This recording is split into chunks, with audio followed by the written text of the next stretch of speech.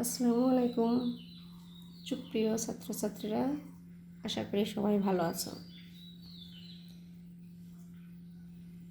আজ তোমাদের ক্লাস নেব প্রথম পত্রের দ্বিতীয় অধ্যায় গুণগত রসায়ন কোয়ান্টাম সংখ্যা সম্পর্কে আমরা গত ক্লাসে আলোচনা করছিলাম। আজকে 3 নম্বর কোয়ান্টাম সংখ্যা, চুম্বকীয় কোয়ান্টাম সংখ্যা, এখান থেকে আবার আলোচনা শুরু করব। তো চুম্বকীয় কোয়ান্টাম সংখ্যা আমরা কি জানি? পরমাণুতে ধনাত্মক চার্জযুক্ত প্রোটন এবং ঋণাত্মক চার্জযুক্ত ইলেকট্রন থাকে। এই প্রোটন এবং ইলেকট্রনের প্রভাবে চুম্বক ক্ষেত্রের সৃষ্টি হয়। পরমাণুর ইলেকট্রনগুলোর কি হয়? গতিপথ এই চুম্বক ক্ষেত্র দ্বারা সর্বদা প্রভাব বিস্তারিত হয়।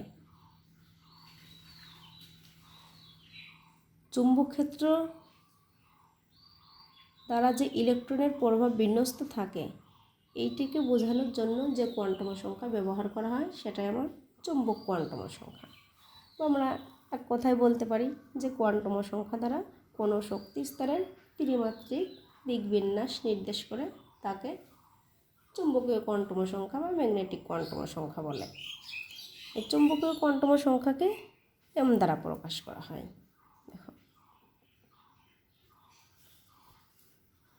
কি দ্বারা প্রকাশ করা হয়? এম দ্বারা।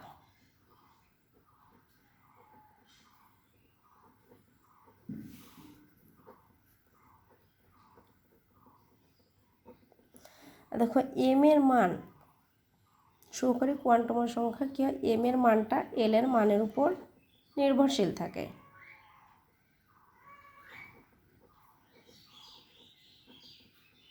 সহকারী কোয়ান্টাম সংখ্যার মানের উপর নির্ভরশীল থাকে।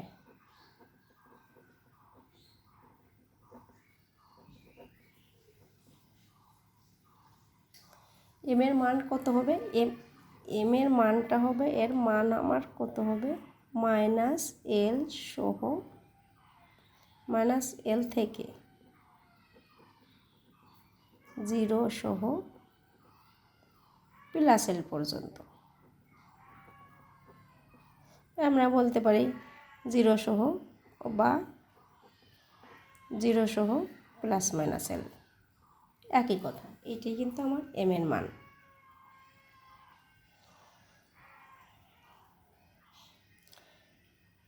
এল এর মান তো আমরা যে কোনো যাই থাকুক না কেন বের করতে পারবো। তো যে কোনো অরবিটাল দিক, যেইটা দিক, সেইখান থেকে আমরা প্রধান কোয়ান্টাম সংখ্যা এন, সহকারী কোয়ান্টাম সংখ্যা এল এর মান বের করতে পারবো। আর এল এর মান যখনই বের করতে পারবো, সেখান থেকে আমরা এম এর মানটাও বের করতে পারবো। এখন দেখো আমরা বলছি এম এর মানটা কত হবে? মাইনাস এল থেকে 0 সহ প্লাস এল পর্যন্ত। একটা জিনিস দেখো, এল এর মান যখন 1 হবে, এল ইজুকাল টু যদি 1 হয়, যখন এল এর মান 1 হবে তখন এম এর মানটা কত হবে? আমরা একবারে বলছি 0 সহ প্লাস মাইনাস এল। তাহলে এইখানে 1 মানে সেইখানে আমার 1টা থাকছে, 0 থাকছে, তার সাথে প্লাস এল মাইনাস 1, যেহেতু মানটা প্লাস 1 মাইনাস 1। আবার যখন 2 হবে এরকমভাবে। দেখো এম এর মান আমরা বলছি 0 প্লাস 1 মাইনাস 1, কিন্তু আমরা ছোটোর থেকে জানি যে কোনো জিনিস যখন আমরা সংখ্যাগুলো লিখি ছোটোর থেকে সাজায় লিখি। তো এইখানে দেখো মাইনাস 1টা আমার সবচেয়ে ছোটো, তাহলে এইটাই এরকম না লিখে আমরা এইভাবে লিখতে পারি মাইনাস 1 0 প্লাস 1। এভাবে আবার এল এর মান যখন 2 হবে, দেখো এল ইজ ইকুয়াল টু যদি 2 হয় তখন আমার কি হবে? এম এর মানটা আমরা একইভাবে যে 2 মানে আমার প্লাস 2 মাইনাস 2 প্লাস 1 মাইনাস 1 0, সেইটা আমরা ছোটোর থেকে সাজাই লিখবো মাইনাস 2 মাইনাস 1 0 প্লাস 1 প্লাস 2। দেখো তাহলে এইখান থেকে আমরা আর একটা বিষয় বলতে পারি কি, যে চৌম্বক কোয়ান্টাম সংখ্যা আমার কি নির্দেশ করে? যে থাকবে অরবিটালটা, যেটা থাকবে সেই সংশ্লিষ্ট অরবিটালের উপস্তরের সংখ্যা নির্দেশ করে, উপস্তরের অরবিটাল সংখ্যা নির্দেশ করে। দেখো এল এর মান এইখানে 2, এম এর মান আমরা কয়টা পেয়েছি? -2 থেকে +2। তাহলে 1 2 3 4 5, 5টা মান পেয়েছি। তার মানে উপস্তরের অরবিটাল সংখ্যা কত এখানে 5, যেটা আমরা সহকারী কোয়ান্টামের সংখ্যাতে একটু আলোচনা করছি। দেখো এল এর মান 2 মানে কিন্তু ফিক্সড মানটা আমরা কি জানি ডি অরবিটাল। আমরা কিন্তু আগেও বলেছি এস মানে যখন 0 হবে তখন এস অরবিটাল, 1 হলে পি অরবিটাল, 2 হলে ডি অরবিটাল, 3 হলে এফ অরবিটাল। এইখানে দেখো এল এর মানটা আমার 2, তার মানে এটা ডি অরবিটাল। আর ডি অরবিটালে উপস্তরের অরবিটাল ডিতে যখনই 2 হবে তখন কত উপস্তরের অরবিটাল সংখ্যা কত 5, সেইটাই কিন্তু আমার চৌম্বক কোয়ান্টাম সংখ্যা নির্দেশ করছে। আর আমরা একটা জিনিস দেখো বলছি যে চৌম্বক কোয়ান্টাম সংখ্যা দ্বারা ইলেকট্রনটি যে অরবিটালে থাকে তার কী করে ত্রিমাত্রিক অবস্থান সম্পর্কে জানা যায়। দেখো এইখানে এল এর মান আমরা পেয়েছি 1 মানে মান পেয়েছি কয়টা 3টা, এই জায়গায় 3টা। আর 1 মানে সেটা কিন্তু আমরা জানি পি অরবিটাল। এল এর মান যখন 1 তখন সেটা পি অরবিটাল। তাহলে এই জায়গা দেখো আমরা 3টা মান পেয়েছি। 3টা মানেই কিন্তু আমার সেই P X, P Y, P Z 3টা পেলাম। তাহলে আমরা যে কথাটা বললাম যে ত্রিমাত্রিক দিকবিন্যাস সম্পর্কে ধারণা পাই, দেখো P X, P Y, P Z এইটা দ্বারাই কিন্তু আমার কি প্রকাশ করে এক্স অক্ষ, ওয়াই অক্ষ, জেড অক্ষ। তাহলে চৌম্বকীয় কোয়ান্টাম সংখ্যা সম্পর্কে আমরা বুঝতে পারলাম। এরপরে আসো স্পিন কোয়ান্টাম সংখ্যা, 4 নম্বর আমাদের যেটা আছে স্পিন বা ঘূর্ণন কোয়ান্টাম সংখ্যা।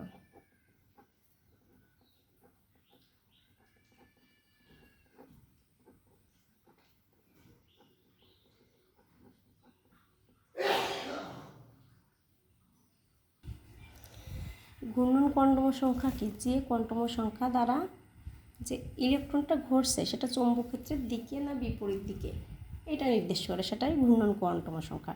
ঘূর্ণন কোয়ান্টাম সংখ্যাকে আমরা এস দ্বারা প্রকাশ করি, এস দ্বারা প্রকাশ করা হয়।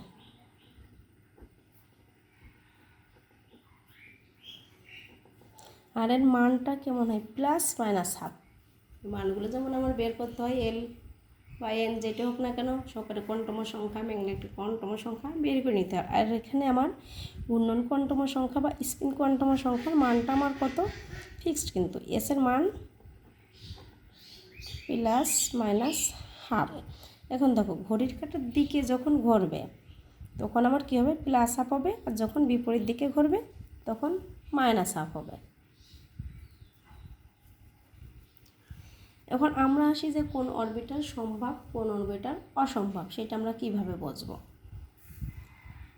যে কোনো অরবিটাল, আমি গতদিনই বলছি যে কোনো অরবিটাল সম্ভব না সেটা আমরা বের করতে পারবো সহকারী কোয়ান্টাম সংখ্যা এল এর মান দ্বারা। দেখো কোনো অরবিটাল আমাদের যখন বলবে যে এখানে আমরা একটা লিখি যে 3f অরবিটাল সম্ভব কিনা, আমাদের 2 মার্কসের জন্য কিন্তু এই প্রশ্ন আসে।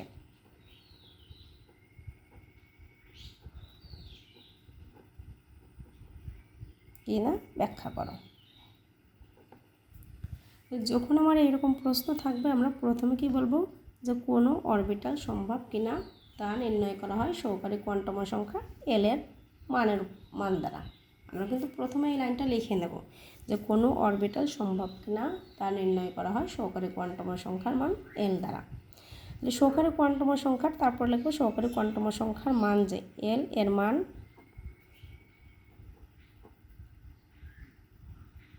0 থেকে n-1 পর্যন্ত। আমার এখানে দেখো 3f বলেছি, তখন আমরা বলবো এখানে আছে কত 3f। আর একটা জিনিস দেখো প্রথমে যে সংখ্যাটা থাকবে সেইটাই কিন্তু আমার প্রধান কোয়ান্টাম সংখ্যা n। এটা কিন্তু আমাদের জানতে হবে 3 থাক 2 4 5 5s থাকতে পারে, যেটাই থাকুক না কেন যে সংখ্যা থাকবে সেইটা আমার প্রধান কোয়ান্টাম সংখ্যা। তাহলে আমরা এই ক্ষেত্রে কি বলবো যে এল এর মান 0 থেকে n-1 পর্যন্ত। তারপর দেখো এখানে আমার কোন অরবিটাল দিয়ে আছে, দেখো 3f দিয়ে আছে। তাহলে এফটা সম্ভব কিনা সেটি কিন্তু আমরা এইখান থেকেই বুঝতে পারবো। আমার দিয়ে আছে 3, তাহলে আমরা বলবো যে এখানে যেহেতু 3f দিয়ে আছে n=3। আর যখন n=3 তখন এল এর মানটা কত হবে l=3 - 1 = 2। অতএব এল এর সম্ভাব্য মান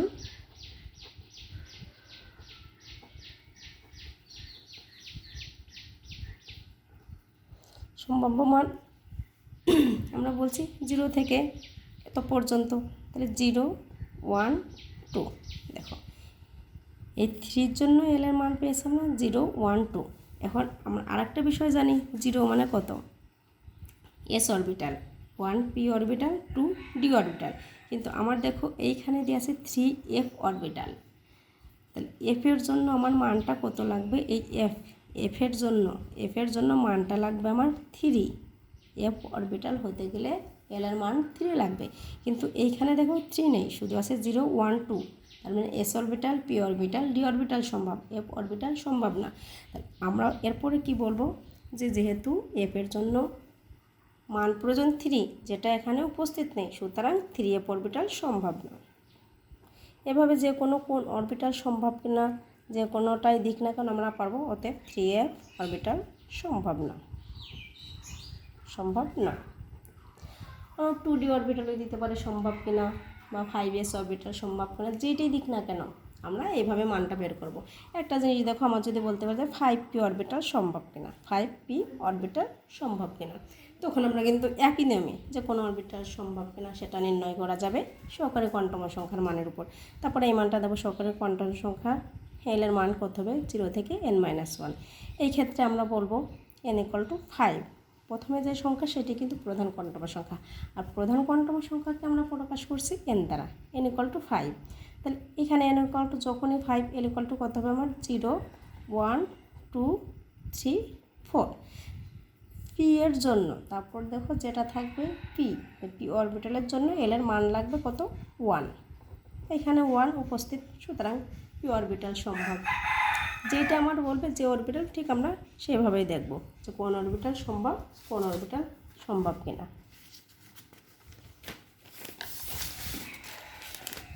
এখন আমাদের আরেকটা জিনিস দেখো, আমরা এক কথার জন্য কিন্তু করে আসছি এমসিকিউর, যে এক কথার যে কোনো শক্তি স্তরের সর্বোচ্চ কয়টি ইলেকট্রন থাকতে পারে।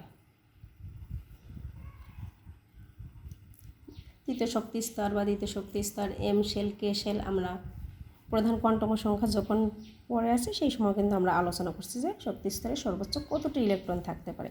সেখানে আমরা সংক্ষেপে বলে আসছি যে 2n² সংখ্যক ইলেকট্রন থাকতে পারে। যদি আমার 3 শক্তি স্তর বা কক্ষপথ, এখন 2 × 3d², 9 18টি। বা এমসিকিউর জন্য যখন হবে তখন কিন্তু আমরা এক কথা এইভাবে পারবো। কিন্তু আমার যদি উদ্দীপকে দেয় 3 মার্কসের কোশ্চেন, তখন তো আমরা এক লাইনে দিলে আমার ফুল মার্কসটা আমরা পাবো না, বা এভাবে দেওয়ার যুক্তিসঙ্গতও নয়। যদি বলে যে কোন তৃতীয় শক্তি স্তর, দ্বিতীয় শক্তি স্তর, যে কোনো বা চতুর্থ সর্বোচ্চ কতটি ইলেকট্রন থাকতে পারে কোয়ান্টাম সংখ্যার সাহায্যে। দেখো আমরা যে কোয়ান্টাম সংখ্যা শিখে আসছি, প্রধান, সহকারী বা চৌম্বক, যে কোয়ান্টাম সংখ্যার সাহায্যে দেখাও বা ব্যাখ্যা করো, তখন আমরা কিভাবে করব, যে শক্তি স্তরটা দেয় আমরা একটা দেখাই, এখানে তৃতীয় শক্তি স্তরে কতটি ইলেকট্রন থাকতে পারে বা কতটি অরবিটাল থাকতে পারে। তার আগে একটা জিনিস বলে, আমরা এই জিনিসটা বলি একটি অরবিটালে সর্বোচ্চ 2টা ইলেকট্রন থাকতে পারে। এটা আমাদের জানতে হবে যে একটি অরবিটালে সর্বোচ্চ 2টা ইলেকট্রন থাকতে পারে।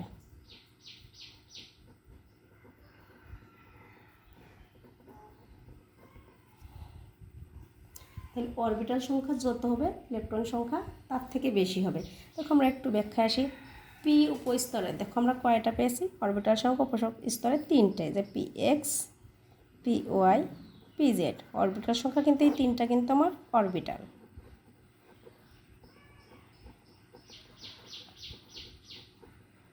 কিন্তু এইটাই যখন ইলেকট্রন সংখ্যা, দেখো আমরা p6 লিখি, যখন ইলেকট্রন বিন্যাস করি যে 1s2 2s2 2p6, মানে 6 লিখি, যে আবার পি অরবিটালে কিন্তু 6টা ইলেকট্রন থাকতে পারে। তাহলে একটা এখানে 3টা, দেখো আমার px py pz, আর থাকতে পারছে কয়টা, 6টা। সেই হিসেবেই কিন্তু একটা অরবিটালে সর্বোচ্চ এখানে 2টা, এখানে 2টা, এখানে 2টা, 2টার বেশি ইলেকট্রন থাকতে পারে না। আবার ডিতে দেখো d5 আমরা বলছি, ডি অরবিটালের যে উপশক্তি স্তরের অরবিটাল সংখ্যা, বা যেটা আমরা ভাগ করছি d5টা, এফে বলছি 7টা। তাহলে এফ এফ যে অরবিটাল সেখানে আমার কয়টা ইলেকট্রন থাকবে? 7 দুগুণে 14টা। ডিতে তাই এই জায়গায় থাকতে পারবে 10টা ইলেকট্রন, এইখানে 14টা ইলেকট্রন। এটাই কিন্তু আমার একটা অরবিটালে সর্বোচ্চ 2টা ইলেকট্রন থাকতে পারে। আর আমাদের সংক্ষেপে আমরা একটা কোনো উপশক্তি স্তরের অরবিটাল সংখ্যা, উপশক্তি স্তরের অরবিটাল সংখ্যা আমার কত?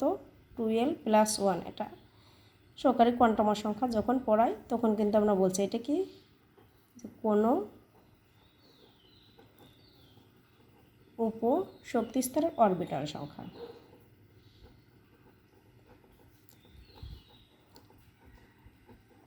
আমাদের এমসিকিউতে এরকম প্রশ্ন দিতে পারে, 4টে এরকম দিয়ে 2 × 12+1 12+1 এরকম দিতে পারে 4টা।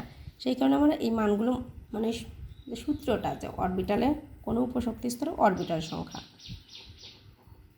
এটা দেখো এটা আমার 12+1 কোনো উপশক্তি স্তরের অরবিটাল সংখ্যা। আর আমি বলছি একটি অরবিটালে ইলেকট্রন থাকতে পারবে 2টা, সেইটাই কিন্তু একই কথা যদি আমার দেয় কোনো উপশক্তি স্তরের ইলেকট্রন সংখ্যা। তখন কী হবে? যেহেতু ইলেকট্রন সংখ্যা 2 মানে 2টা থাকতে পারে সর্বোচ্চ, মানে 2 দ্বারা গুণ দিলে সেটা আমার 2 × 12+1।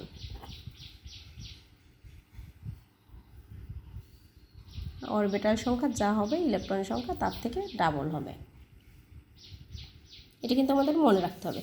এখন যেটা আমি বলছি যে আমাদের বলতে পারে যে তৃতীয় শক্তি স্তরে সর্বোচ্চ কয়টি ইলেকট্রন থাকতে পারে।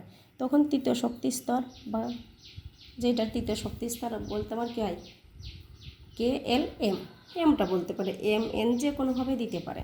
তো আমরা তখন তৃতীয় শক্তি স্তর মানে n = 3। এটা কিন্তু প্রধান কোয়ান্টামের সংখ্যা। শক্তি স্তর আমরা উপরে একটা ছক করে নেব, এরকম আমরা ছক করে নেব। আমার কয়টা এই জায়গা শক্তি স্তর সংখ্যা, পরীক্ষার খাতায় সুন্দর করে লিখবা শক্তি স্তর। তারপরে এইখানে মনে করো সহকারী কোয়ান্টামের সংখ্যা, এইখানে ম্যাগনেটিক কোয়ান্টামের সংখ্যা। তারপর আমরা যেটা বলছি অরবিটাল সংখ্যা।